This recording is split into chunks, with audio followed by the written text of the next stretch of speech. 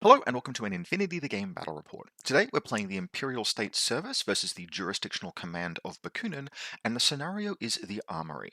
Now, before I jump into my list and talk about how it played, I want to just talk a little bit about the background for this battle report.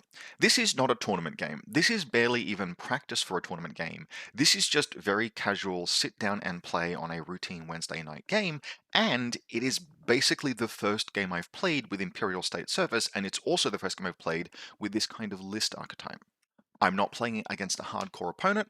My opponent for today will be playing a perfectly serviceable Bakunin list. He's a good dude. He's a solid player. His name is Rob from Canberra. Wait, there's another Rob from Canberra? Yes, in fact, there are three Robs from Canberra. Do try and keep up. But the game that we're going to be playing today is nothing like peak performance. And that actually makes it kind of interesting because I am going to be making a number of suboptimal plays, mistakes, misplays, not because I'm an idiot or anything, but because this is literally the first time I'm playing with this list. It does things that are a little bit different to a lot of what I'm used to and what I've been playing recently, and there is a process of acclimatizing to and kind of figuring out how you want to use a list, what kind of changes need to be made, how you adjust things, and how you play into the strengths that you have that is in the process of being discovered over the course of this game. And so I am going to be critical of a number of the plays that I make, a number of the deployment decisions that I make, and in fact a little bit about this list in general as a result of lessons learned from this game, kind of as a how the sausage is made sort of process, and to give you an idea of the mistakes that have to be made to come to a list that I will eventually be more comfortable playing, more enthusiastic playing. Not that I'm unenthusiastic to play this, it was a fascinating game, it was super interesting, but that level of comfort and familiarity that differentiates basically a non-tournament list from a tournament list, I am in the process of developing that, and I thought that might be interesting to talk about. So this list is very first draft in terms of an Imperial service list that is leaning into, in particular, some of the things that I think are interesting and wanted to try out with my early Imperial service, basically escapades. There's a lot of really test bed kind of stuff in here, some of which worked quite well, some of which didn't, and some of which I wanted to try further. And that starts with Crane rank Lieutenant Adel and a bounty hunter as a duo. Now, Adel is a super interesting piece. He is a fire team in a can. He is a specialist operative. He has smoke in the form of disco balls. He is a credible gunfighter in the form of an AP continuous damage Spitfire.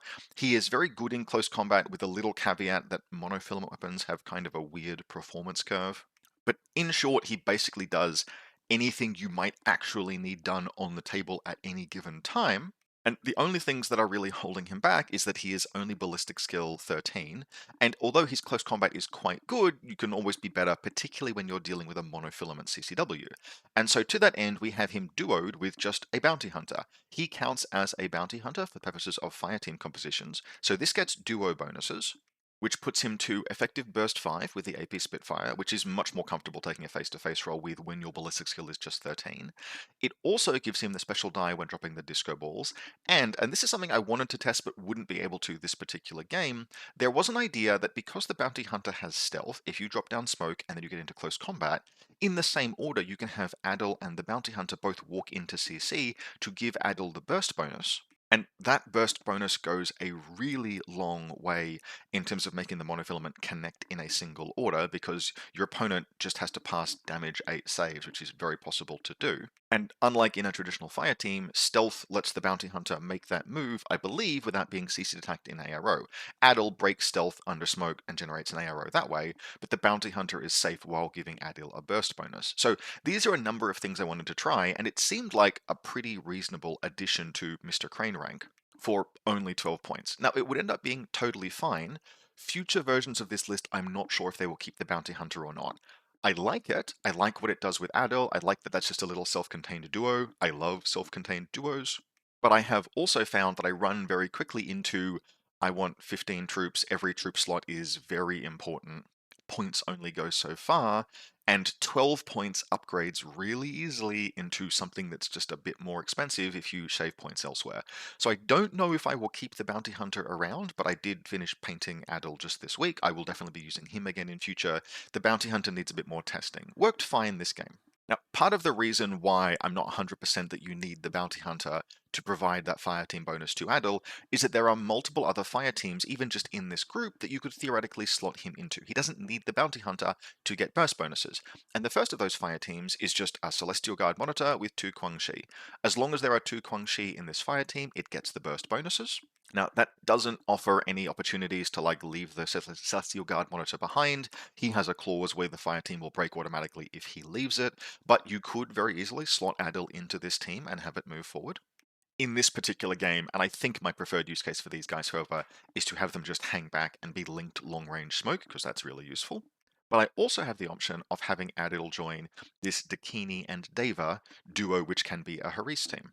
Now, this is a fire team I have actually run in Operation Subsection, but the reason why I ran it in OSS in the first place is because I noticed it was doable in Imperial service and actually went to OSS to see if it could be duplicated there, and it can. I've had very, very good results with it as a team. It is only 41 points and 1 SWC.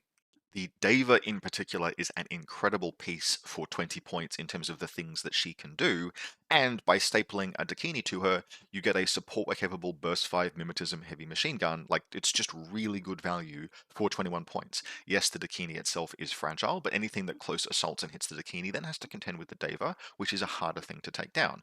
Now, you could easily add Adil Crane Rank into that link, and at least in this ITS season, you can get the same stealth move into CC help Adil out by just making the Deva into your stealth ops for the ITS season bonuses. So you can get the same thing there. So I don't know if I need the Bounty Hunter in this list, particularly because I've got these 2 different fire teams that Adil can join, but for now we are running the Bounty Hunter. The rest of this group is a set of forward deployment pieces. Now, if I'm being honest, we're kind of forcing this a little bit here because the Armory is an exclusion zone mission. And my logic kind of was, it won't be that bad. They are only forward deployment +8. I'm not losing that much in the Armory. They are just becoming effective forward deployment +4 pieces. And that overlooks the fact that just in terms of how generic table design tends to work, just the human subconscious designing tables, I don't know, it's a thing. Forward deployment +4 tends to suck. Forward deployment +8 is much better because there is twice as much space in which some kind of interesting and useful terrain might be in order to make use of the different positionings. It would in practice be really awkward to deploy all of these guys because this is 9 different models and markers that I am trying to cram into a 4-inch band across the front of my deployment zone. That was something of a mistake. Now what we have here are 2 Koga ninjas, 1 hacker, 1 mine layer. Now these guys I mostly like quite a lot. I think the overall package is really, really cool. The close combat is good. I am a huge fan of camouflage decoy mine layers because you get to just spam out markers and make that your opponent's problem. And a killer hacking device with Carbonite is one of those fantastic hacking device kind of profiles where it costs no SWC and has a variety of different reactions you can take, in particular, probably being useful even in situations where there isn't any KHDing for you to do, for example. So I like Koga Ninjas a lot, although I would note that in this game, the ranged presence, right, the EM carbine +1 burst would be a really mixed blessing. Not bad to have, for example, but there were a couple of occasions where I'm like, man, it would be really good to have a gun that did damage here rather than a non-lethal weapon. And that's kind of one of the things that ISS has to grapple with generally, and we will actually see an incredible case study of that just in the first turn of this game.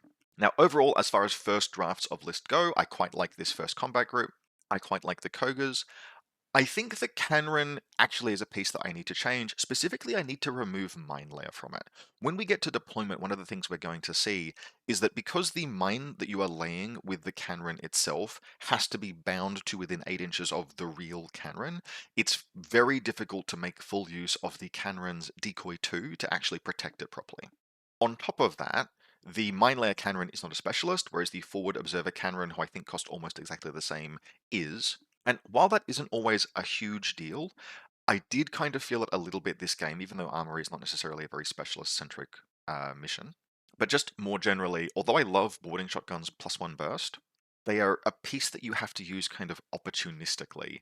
And with no marker state, and especially the constrained deployment that came from both the exclusion zone and the decision to make the cannon a mine layer, which actually restricted its deployment a little bit, I felt this piece was a bit awkward and I got basically no use out of it this game. I haven't given up on the cannon yet, but that's one of the little pieces of learning and awkwardness that we'll see present here. Now, Combat Group 2, I actually mostly quite like. I am pretty happy with how this has come together. I am especially happy with this duo, the Pheasant and the Zanying.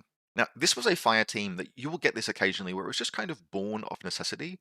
I was trying to fill out points, I was looking for ways to get certain things into lists. I initially had, I think, a Zanying in the team with Adil, but then I realized I needed a pheasant rank if I'm running Adil as the lieutenant because he's going to get into danger and probably die at some point.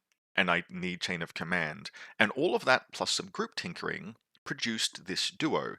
And it's a duo that I need to test more, but in concept, I secretly kind of love. Or not secretly, I'm telling you, I love this duo. The goal of this duo is to, unless it has a button to press or some mission objective to do, never actually push forward, not particularly. Instead, what it wants to do is hang around near baggage and spend any spare orders I have at all just spewing out deployables. This team, if I have, say, 4 orders spare, can fire out 2 pitches, place 2 mad traps, and then just reload for free off of the Evo hacker at the end of the turn, and it doesn't have to leave the deployment zone. Maybe I push the Imperial Agent Pheasant rank a little bit forward. It has strategic deployment. It can start in a fine location anyway. But because of the long range of pitches and the long effective range of mad traps, thanks to being able to place them perimeter weapon and then they deploy, so they fire off in an 8-inch zone themselves, you actually get a really long threat range on mad traps off of a pheasant rank that hasn't really left the DZ at all. So they don't need to spend orders moving, they can just do all of this stuff with any spare orders that I have, and then reload for free. Now, we're not going to see that too much this game, mostly because, firstly, I'm not going to be going first, which is a case where they would be really good going first in this scenario, because they would enable me to turn the armory room into a hellscape. But secondly, because I will make a mistake and I will not deploy them particularly well. Now, that's something that I can adjust in future games, but I like this in concept. Now, to round this particular combat group out, we have a Warcore. That is a specialist I'm happy to move forward, and it's a 3-point piece, and then a Rushi and a Pangolin Evo hacker. The Pangolin gives baggage, but I have 2 remotes who can benefit from marksmanship a lot in this list. The Rushi itself can do smoke shooting, adds to the firepower mix of the list quite nicely. Just overall, I like the second combat group quite a lot. So overall, there's a lot here that is just testbed stuff. It's interesting. There was a lot that I wanted to play with. There will be adjustments that I will probably make in future versions of this list, but this was my first game with ISS. And as far as a throw things at the wall and see what sticks, I think second game with ISS. I think I had a game with a Long Wang and some Shujan, for example. But the first game with this archetype of ISS, as far as throw things at the wall and see what sticked, I was quite happy with it.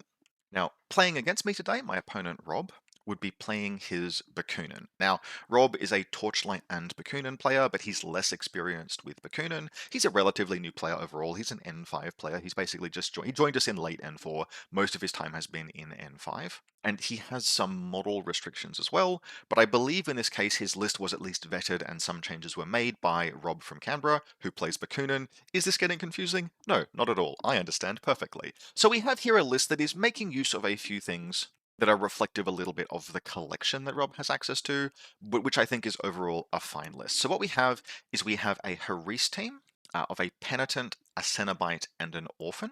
Now, I would note that this team has no specialists in it, which is something that in a different scenario I might be a bit concerned about. Doesn't really matter at all in the Armory. The Cenobite is a fantastic close assault piece, and then the Penitent is a model that has had something of a glow up in this edition. Now, I had a memory of the Penitent as it's a Red Fury piece. It's a very expensive Red Fury piece. I don't know how accurate that memory is, but I have a strong recollection of looking at it in N4 and going, damn, that's an awesome model. Shame it will never see play because you cannot spend that many points on a damage 7 gun. It's a continuous damage AP Spitfire now, I guess, which is actually incredibly scary. And at short range, it has an AP continuous damage heavy pistol, and it has mimetism, which it always did, and it's only 37 points. Actually, that kind of slaps. This is very playable. Now, if you want to fire team it, and it is very much worth doing so, it can only be in a fire team as a Haris, which means you must have 3 models, hence the Penitent, the Cenobite, and the Orphan. But I would make the note that you could very easily just leave the Orphan behind in the deployment zone, move forward with just the Penitent and the Cenobite, have it turn into a 2-person Haris team, and have in that package just a tremendous amount of danger for relatively few points. I like this team quite a lot. Bakunin does have constraints, like there's a lot of things in Bakunin that are in the 30-point kind of range that stress its points just a little bit, but we will absolutely see in this list plenty of stuff going on and a clean 15 trooper. So I like this as a starting point. We then have a Salute Evo Hacker. Now, there's not really anything much for it to Evo hack. It can put up Fairy Dust, that's the main thing that it will be doing in this particular case, but it's here because in the Armory you get +1 order from having an Evo Hacker, so it's 2 orders for 14 points. That's a fair deal. We then have a 3-person fire team core of a Cenobite HRL, a Reverend Moira Specialist Operative, and a Reverend Custodia killer hacking device. Now, I would say you can probably, this does need to be a 3-person team minimum because it can only be formed as a core or a Harry's. I would say you can probably optimize this team for violent efficiency, but having at least one Reverend Moira does give you NCO. Having at least one Custodia gives you a linked Custodia, which is one of the draws of this team. And of course, the Cenobite is very, very good. So this is kind of minimum viable product. I don't know necessarily what I would change exactly other than that 28 points for the Reverend Moira does still kind of feel a little bit bad. But in basically any list, a single NCO is still always a good idea, so this is basically fine. We then have 2 Morlocks, who are excellent, no notes. In Combat Group 2, so this is going to be a 10-6 split with the Evo Hacker. In Combat Group 2, we have 2 Moderators, a Lieutenant and a Decoy. Yep, fine and good. A Sin Eater Marksmanship Multi-Rifle. Now, Rob is taking this model because he has the model, and he has painted it up, and it looks really nice. But the Sin Eater generally is, I'm not going to say bad, it's a very interesting piece. Firstly, I think your profile choices can matter quite a lot. You have a variety of weapons that you can choose from, and I am not convinced that the Marksmanship Multi-Sniper Rifle is necessarily better than, for example, the Heavy Machine Gun. Marksmanship is a nice skill, double action rounds are nice to have, but Burst 4, Ballistic Skill 13, Mimetism 3 in ARO is very difficult to argue with. One of the things you want ARO pieces to do is not necessarily to kill the opponent, but to waste many, many of their orders, and a heavy machine gun is far more likely to survive multiple rounds of engagement than the Marksmanship Sniper Rifle is. Your mileage may vary, but Rob has the Sniper model, so he is playing the Sniper Sin Eater. Finally, rounding out this group, we have a war correspondent, who is fine and good, and then the wonderful duo of a Stigmaton hacker and an orphan engineer with repeater. I think at this point people recognize that this is quite a cool and fun duo in the observance. You don't strictly need the engineer, but it does add a lot to the Stigmaton. The Stigmaton is natively a hacker, so it's natively a specialist. It doesn't necessarily need a specialist hanging around with it, but just moving our engineer around with your tag and moving a repeater around with your tag is well worth 21 points if you have those points to spare. You could trim this orphan back, but the Stigmaton is a remote presence tag. The orphan makes a lot of sense. If you can afford this pairing, it's very good. So overall, that gives us a Bakunin list that is mostly quite well rounded. There are a few concessions to models that I have and models that I want to use, that Rob wants to use. One of the things here that I would note is that in the Armory in particular, 2 of the premier pieces in the list cannot actually go into the Armory. But the list does have multiple Cenobites and multiple Morlocks and etc., so it isn't hurting for things to assault the room in that respect. Overall, just a solid list that is also designed to play, for example, other objective rooms. I believe Rob wrote this list initially for Panic Room, where it's a little bit better suited because you can fit all of those things in the Armory. Panic Room also has an Evo Hacker bonus, etc., and a lot of orders in this list. This list has a lot of orders in those lists. Those scenarios rather, where you have tactical awareness and NCO and the Evo hacker bonus. So this is effectively an 18 order list plus some impetuous activations. Overall, just a good solid Bakunin list as a starting point for anyone approaching the faction.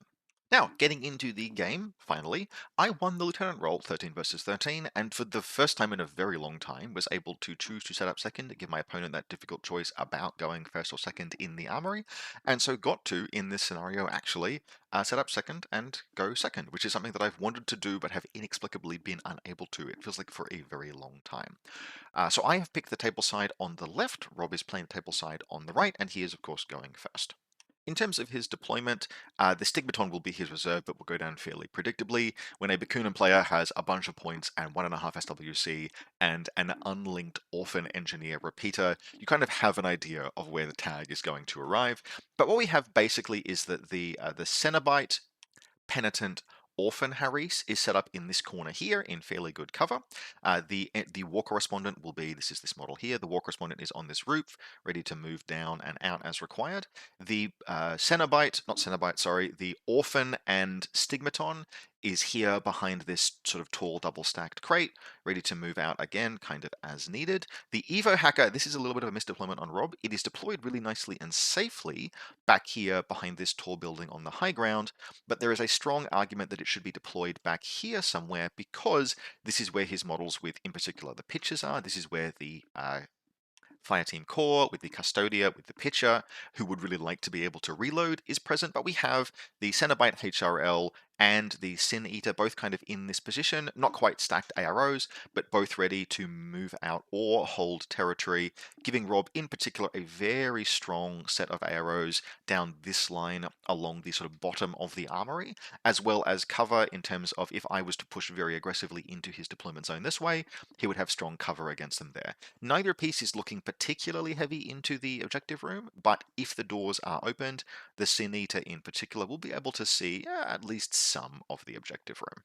Finally, the two Morlocks are deployed at somewhere around here, ready to move out and down the top side of the armory, and the second one is deployed here in actually quite a nice location, ready to push up my flank. I like this quite a lot because it puts pressure for very few points on whatever I might choose to deploy here, and I have to decide if I want to respond to it or not. I do decide that I will respond to it.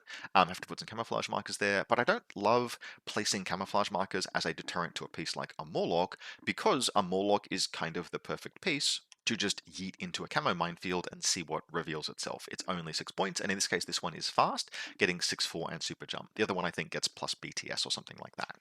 In terms of my deployment, there are some mistakes as well. Now, this is where we start to see the difficulty of placing 9 forward deploying elements in a 4-inch band. Sorry, 10 forward deploying elements. I forgot the Mad Trap. But in terms of the forward deployment, we have the Mad Trap hanging out kind of behind these trees, projecting a little bit of a defensive aura against anything that should approach through that angle.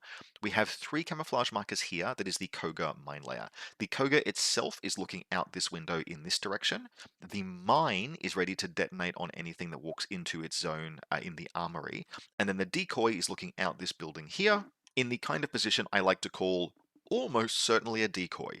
Would you like to walk through line of sight or something that you think is armed with an EM weapon? So Rob kinda had to take it seriously, but in the knowledge that like it's 80% likely to be a decoy, and in the 20% chance that I had big balls and put a 30-point model in line of fire, he had to respect that and at least think about how he might unpick it.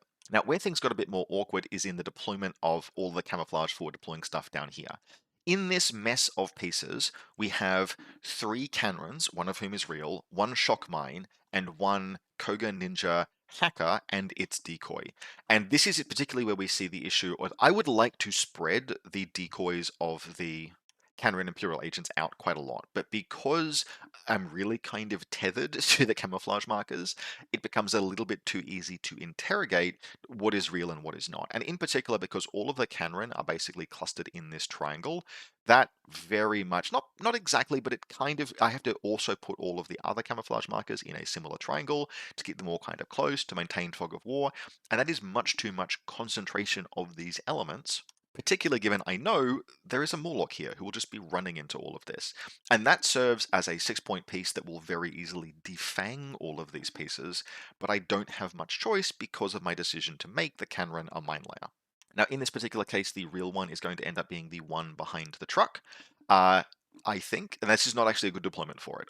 In my brain, I was like, I will be able to move out and attack the armory with my boarding shotgun +1 burst mimetism 6. That is excellent. However, this Canron does not have a marker state, which would have meant I would have had to have laid smoke down, which I can do, but the Canron is also not a specialist, which means it can't open the door on the first turns itself. And if my opponent adopts my strategies for dealing with the armory going first, that makes this Koga, sorry, not this Koga, that makes this Canron very likely to sit in place for multiple turns. We will see that play out.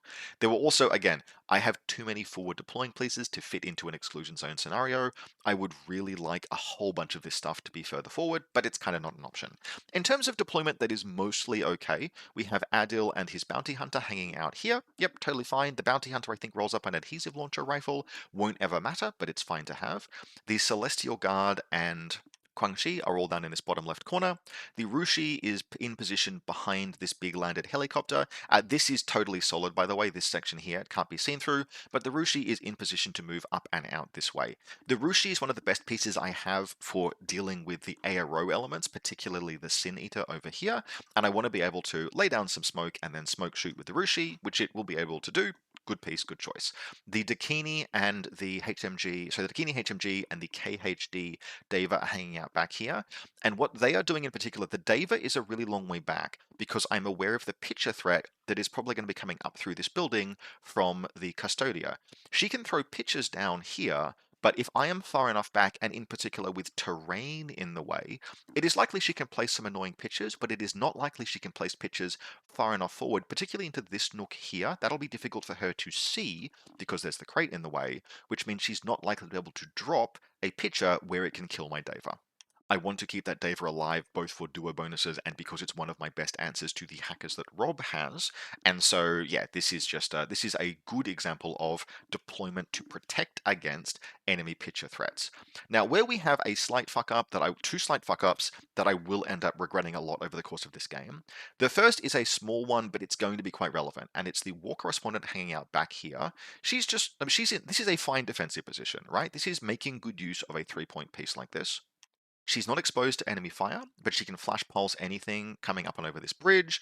She could flash pulse the Morlock if it comes down and around this way, for example. This is a perfectly serviceable defensive position. However, what I didn't do with this placement is think about what my first turn might look like. Because, in retrospect, right, there are two plays that Rob can make with respect to the room when he is going first. He can either open it and garrison it, trying to make it into a fort kick-ass, which I then have the luxury of assaulting and trying to kill everything inside. That plays kind of nicely into my game plan, because if he's opening this and garrisoning it, he's probably not attacking me. Alternatively, he can do what I will probably do on the first turn, which is to just not open the room at all and make that my problem. And if he does that, I need a plan for how, as the second player, I will get into the room. And the ideal case in that instance is to actually have the Warcore move forward and open it. The Warcore can open the doors, and then she can get into the room, and she can be just 3 points in the room that scores me 2 points, which Rob then does have to kill, and will kill very easily. She's a 3-point model. But she's not 20 or 30 or 50 points of stuff in the room that he might pick up easily, which lets me safely stay back and repeat the process if he doesn't commit, right? The rhythm of the scenario allows for that. So the fact that she's so far back, despite this being a good general principles defensive location, is going to suck for me on the first turn. The second mistake that I'm going to make in terms of deployment is that the little duo of support deployable pieces is in this corner here. And if we think about all of the stuff that I just said about what I want them to be able to do in terms of making the Armory a hellscape, they're in the wrong spot. They needed to be a bit more central, maybe where Adel and friend are, for example, with the Evo hacker similarly deployed. The Evo hacker is way back here behind this building here. They were tied to the Evo hacker. If the Evo hacker moves into a further forward location, they can move into position, say in and around this building, where they can do all the stuff I want them to do. Because they are so far over in this direction, they won't be able to influence the armory room. The second mistake is that you can't quite see it in this photo, but the pitcher, the Zanyang, is actually on this rooftop. She's nice and safe there, but if she wants to shoot anything, or even get down, she'll have to stand up. And she's very easy to pin down by all of the various pieces my opponent has on the side of the table, including a Stigmaton, which means that she's going to be quite constrained. So that's an error as well. There are multiple changes I could have made to this deployment that would have springboarded my first turn better, but which I didn't think about because I was focused on the defense. Now, ultimately, not going to make a huge deal, but I will really feel that friction in my first turn. Now, I'm not going first, I'm going second, and so Rob has his first turn. And he's going to use his time mostly to try and defang my deployed defenses. We're actually going to jump forward to the end of his turn so we can see where he's gotten up to. So what we can see here are a few things. The first is that the Morlock on the left, on the upper flank, has moved up and around and through here. It ended up in this position where he has just slightly incorrectly gauged distance on a mad trap, and the Morlock has moved into, I think it actually moved into on the first short skill. He wanted to get some smoke down, didn't necessarily need to, wanted to do some discovering. He made an ambitious play with the Morlock, which ultimately ended up with it not actually doing anything and triggering the mad trap. Now it has a 35% chance to pass the mad trap's fizz roll, which he has failed in this particular case, but he should definitely have just tried to dodge it. Dodging gives you another 65% chance to pass a roll, which collectively means you're only down to about a 1 in 10 chance of actually getting got by the mad trap. Can still happen, but he made a discover roll or threw a smoke grenade or something instead, which just didn't particularly matter, and so got himself immobilized for his troubles. I think it was a discover roll against the Koga Ninja decoy over here. On the left flank, something kind of similar has happened. We've been a little bit half pregnant here. What has happened is that Custodia Link has moved up and then moved back, and it's used that time to fire off some pitches, and it's used those pitches. It's landed, she's passed one of the two rolls. You can fail rolls even on Ballistic Skill 12, and she's just gotten, like, there's a little bit of Vault was required, and she's just gotten a pitcher down to here. Now, she's actually chosen not to go after the Dakini, not to go after the Deva, rather. What she has done is land a pitcher to cover my two combat remotes, which is like the Stigmaton launch a bunch of hacking attacks. What he does, it takes a few orders because the Rushi is quite high ballistics, quite high BTS. But after I think 3, maybe even 4 hacking attempts, he has immobilized the Rushi, and he actually quite wisely leaves it at that. Immobilization is the state in which, yeah, mate, you have to reset or you can't do anything, whereas in Isolated, it can move around, right? It's incentivized to spend its own order, but it can take AROs, it can go into Suppressive Fire. Isolated, it's actually still kind of a flexible state.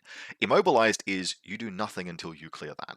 And what he actually has the good sense to do is not try and make continued attempts in his active turn, because that gives me a chance to crit a reset, right? Roll a reset on 10s. He has had that done him before, where he has made that mistake before. And so this is, I think, quite a bit of wisdom in saying, I have got what I wanted here. This Rushi is out of commission until I spend orders to do something about it.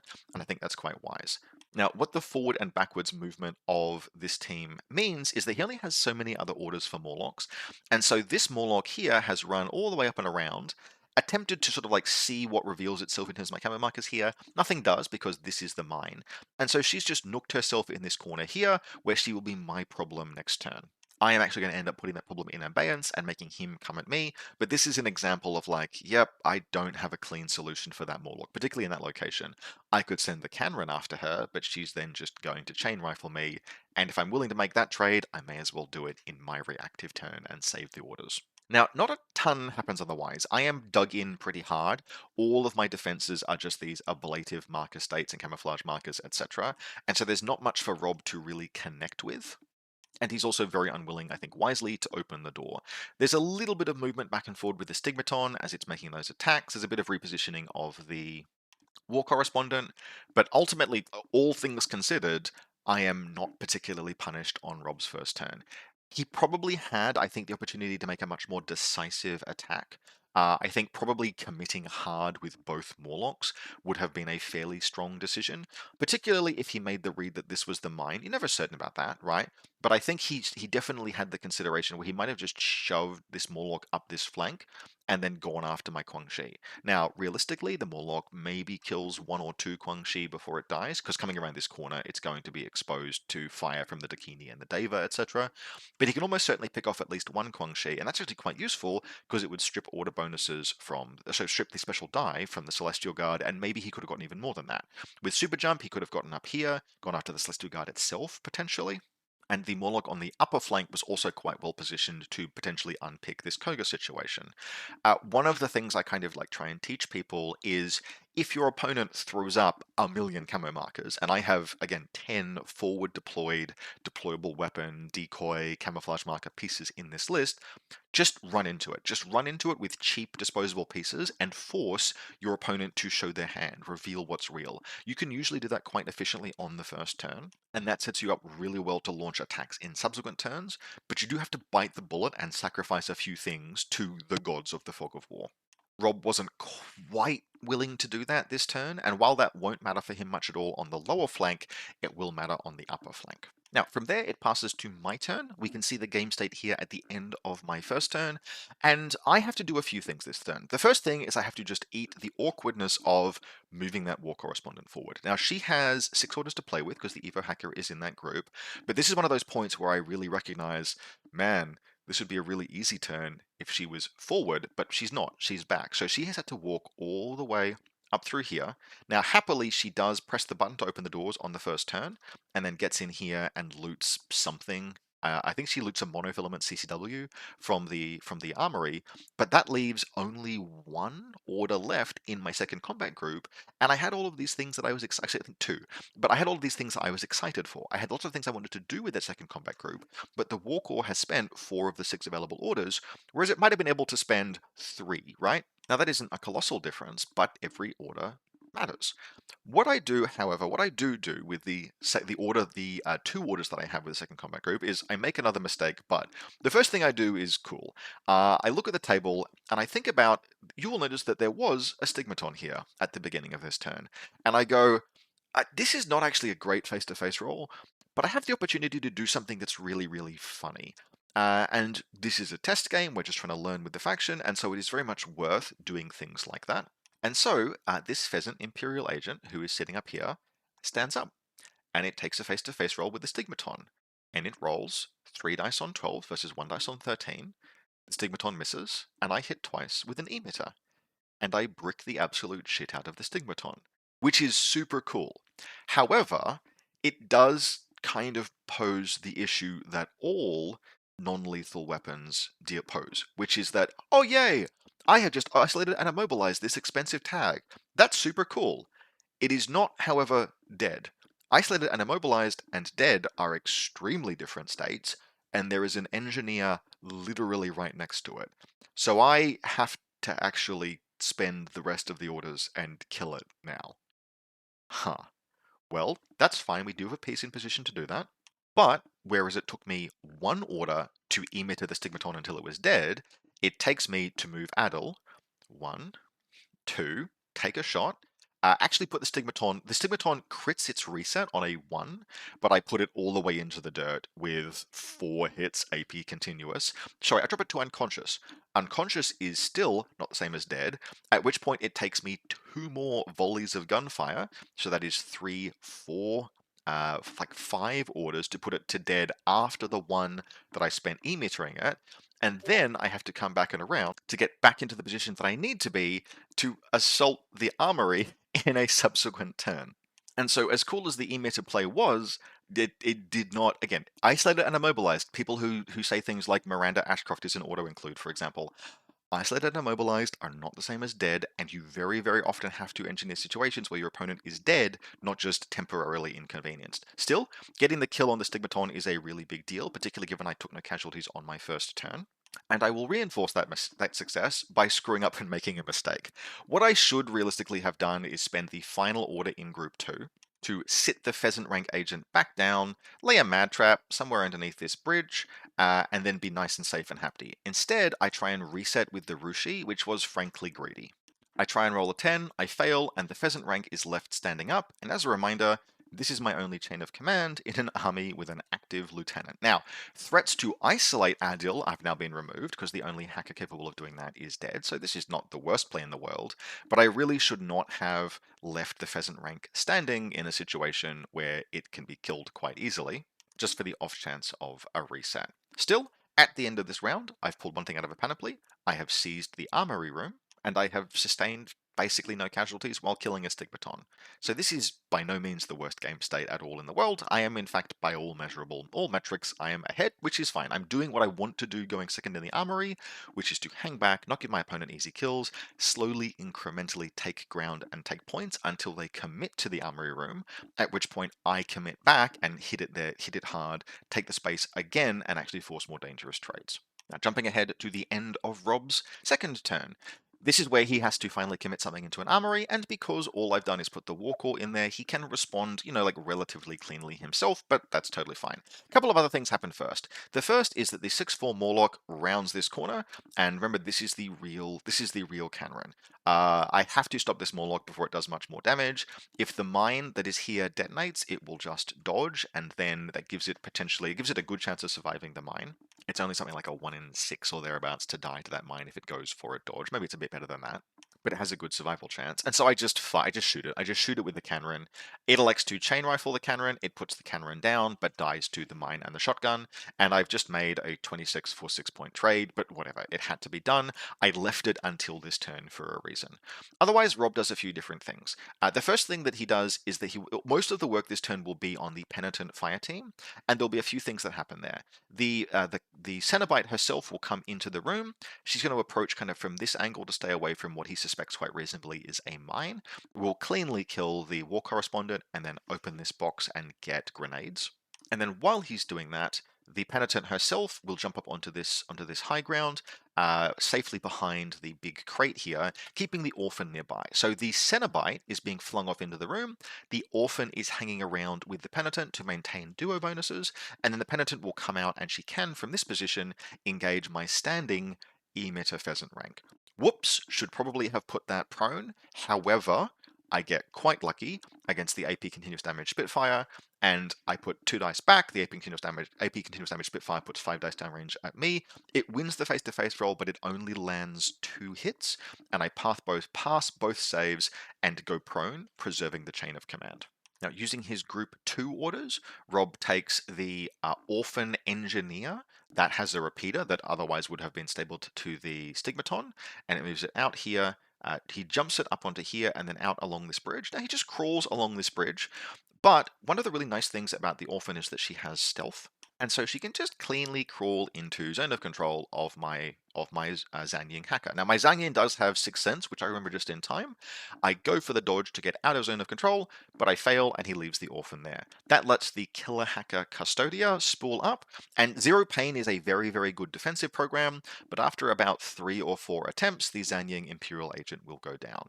So that's a couple of significant kills by Rob on this turn. Pretty close to about 60 points of my army, which is not insignificant. The Warcore as a casualty we can absolutely wear, but losing the Zanying, who is my only regular hacker, apart from the Koga who has Carbonite, but the Zanying is my only hacker with a full suite of hacking programs, and losing the Canron to a Morlock both kind of hurt, and Rob of course has positioned himself to occupy the zone. This is from him overall a much more decisive turn than his first turn, and I think he played this much better. Getting those kills all nice and cleanly. The only model he has that's really badly exposed to danger is the Cenobite, and the Cenobite ultimately is an expendable piece with a chain rifle, right? It's meant to be thrown into situations like this, so he played this turn quite nicely. Now, for my part, it's time for the Rushi to finally spool up and do some work.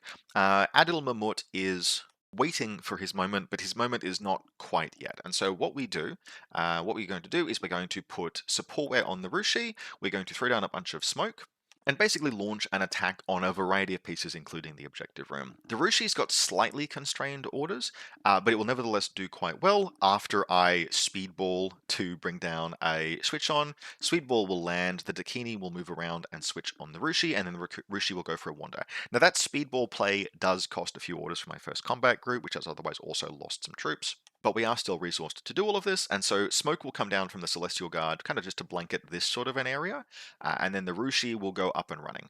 It will move up and around to here. It will take a face-to-face roll with the Sin Eater. Now, the Sin Eater is only going to be burst 2, and even with marksmanship, with the smoke penalty, it will be 2 shots on 7s against 4 shots on 15s, and it goes down quite cleanly to the Rushi. And then the Rushi comes up through the smoke, and after a number of other face-to-face rolls, also puts down the Cenobite. Now that consumes the entirety of this first turn. That's literally this first turn so this second turn out of the second combat group, and I've had to spend some orders from the Dakini and Deva patching up the Rushi. So we're a little low on orders in the first combat group otherwise, but we are able to move some things around, and this will mostly be the Bounty Hunter sort of showing his quality. He does things like knocking out repeaters, sort of just clears off a little bit of random chaff that Rob had put in the way, and ultimately he's going to set himself up to die by moving into the objective room, under smoke, in a position where he can just die very easily to the Cenobite next turn. But the point here is that the quality he is showing is that he is 12 points and therefore disposable. Yes, the Penitent will kill him next turn, but at this point, I will have scored 4 of the possible 10 points from dominating the Armory, end of turn, end of turn, end of turn, and most of my forces otherwise still intact. Rob is sustaining casualties. Like, we're sustaining casualties now at about an equivalent rate, but I am getting the objective room every single turn, and Rob can't really tolerate that. Now, Rob makes a very solid run as part of his third turn, trying to pin me down and occupy the armory room. He's actually going to end up calling down an auto med kit to recover that one of the orphans will auto med kit and bring the Cenobite in here back. She will then trade herself, right? She will take down the Rushi, but she will die in response. And then the Haris team that has been playing in this space the entire game will finally and eventually move up and around and occupy the room. The KHD gets left behind in something resembling an Overwatch position, and the others will fling themselves into the room to try and hold the space. The Penitent, of course, can't. She can't get into the room, but she will set up somewhat aggressively here in this Overwatch kind of position. Now, the Koga Ninja, the hacker, is going to be taken down by the KHD. I think I revealed in order to try and brick the Cenobite when she activated over here, and that lets the KHD versus KHD fight happen, and it's 3 dice versus 1, so down goes the Koga, and I am actually genuinely taking some casualties at this point. I'm down the Rushi, I'm down the Koga, I'm down the Kanran, I'm down the Zanying. I think the Pheasant rank is actually still alive, but it will die this turn. But I'm down obviously the Bounty Hunter, who dies as well. The Moira has used all of her various orders to actually come in and block this doorway, so I can't physically get in there without killing her. But I do still have Adil Mumut, and I do still have a reasonable number of orders. I will consolidate my combat groups and move on into my final turn. And that final turn, kind of unsurprisingly, is finally time for Adil to do something that isn't just shooting an immobilized tag. Between a mixture of Disco Ball and smoke from the Celestial Guard, I will basically blanket this area so that he can advance cleanly, and then Adil will come up and around under smoke into close combat with the Moira. It will then take 3 orders for her to kill her, because monofilament is not high damage. She actually ties one face-to-face roll with a crit versus a crit, and then she passes 2 saves against a crit, and then finally she goes down on the third order, but going down on the third order then lets Adil just cleanly move into the objective room. He's under smoke, and he costs comfortably more than everything else in this room. I don't have to engage anything. I don't have to engage the Penitent. I don't particularly want to. He will, under that smoke, just sneak over and pull a third thing out of the panoplies, which also puts me up in terms of weapons and armor extracted. Now, I end up not being able to do my classified this game. I don't remember what it was, but I am able, with the 1 order I have left in the second combat group, to stand the Pheasant rank agent up, engage the Orphan over here. They mutually annihilate one another, boarding pistol versus boarding shotgun. Both go down, but that does stop Rob from securing my HVT, which is over here, and that ends the game 9-0 to my way. Now, yes, that is a fairly one-sided score. I got to play the game plan that I wanted to play. Rob, for his part, did not launch a suitably effective. He needed to really put the boot in harder than he did with an effective 18 order list on the first turn. He was a bit too non-committal. That is something you'll often see in newer players. But we're not really here to that's the point of this battle report, is not to necessarily critique in that particular respect. The point is to show how this is a learning game by both players. By the time Rob had gone into his second turn, he realized he needed to commit harder and do more damage. He needed to lean into that ruthlessness that you have to have in Infinity sometimes, and he had a much more successful second turn than his first turn as a result. For my part, looking back, I can now see all of these little frictions that arose as a result, firstly, of my list choices, things like choosing to take the Canron mine layer, things like choosing to take 10 forward deploying elements in a scenario with an exclusion zone. Good job, Rob. But then also just little deployment things like the position of the Walker costing me an order on turn 2, the position of the Pheasant and the Zanying team not ever letting them do the thing that I wanted them to do. All of these little choices that are how we learn.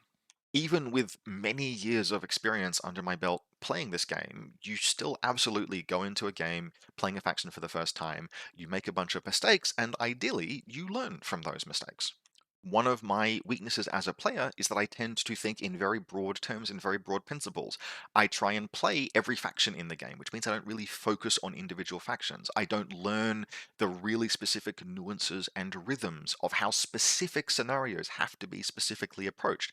I didn't think when I was deploying about how exactly I would play my first turn into the armory, because I'm not used to having that kind of an event horizon, mostly because Infinity is one of those games where everyone has a plan until they get punched in the face. And so what I've learned over many, many years of play is that at all costs you deploy so that you don't get punched in the face on the first turn, and then you figure things out from there. But I would really have benefited this game from just having a slightly more forward-thinking deployment. If I had just considered a little bit what my first turn, even though I was going second, looked like, I could have played a much more convincing game in terms of seizing and making the armory room really difficult. Imagine like the Cenobite that walked into this room. Yes, she has stealth, but imagine if there is like a mad trap here and a repeater here and a mad trap here and a repeater here. Now, I wouldn't necessarily have had the orders to do all of that, but I could have done some of it and then had them all reload. And imagine trying to assault that position when it's a war core and a bunch of disposable stuff that is nevertheless still really annoying. These are the kind of things that could have changed about the game plan, and you can always learn. You can always learn that kind of stuff. And I wanted to do this bat wrap because it was an example of me trying something out, trying a list out for the first time, running face first into a bunch of inadequacies in my own play and list construction, and then figuring out what might change. I also have kind of come to the opinion that, yeah, all of this EM stuff in Imperial service, I need to learn how to leverage it. Because a lot of the time you run into exactly what happened to me in my first turn, which is you go, hooray, I have emitted the most expensive enemy asset. It's isolated and immobilized. That doesn't actually solve the problem long term. I still need to do something about it. Okay, what do we do there? And all of that kind of stuff is stuff that is really fun to look for in this kind of practice game. So I hope you've enjoyed this meandering experience through me overall playing like a fine game, but making a bunch of screw-ups and recognizing them as they occurred, because the game was very interesting for that reason. It's never the most fun experience to sit there at the beginning of your first turn and go, huh, if it isn't me, the person, the architect of all of the problems I'm currently suffering right now, who is responsible for this? Oh, it's me and all the decisions I made 20 minutes ago. But recognizing that is nevertheless pretty valuable and pretty interesting. So I hope that you've enjoyed this. Just as a quick plug and reminder, like and support the channel, hit the subscribe button, etc. All of that is super appreciated. If you want to support the channel directly, you can do so via the Buy Me a Coffee link in the video description below, or by becoming a channel member on YouTube. I take requests for battle reports, faction focuses, and other topics from anyone who supports the channel. Always happy for your feedback and input about what kind of content you want. As usual, we'll be back next week with more Infinity content, but in the meantime, hope very much that you've enjoyed this, and I will see you next time.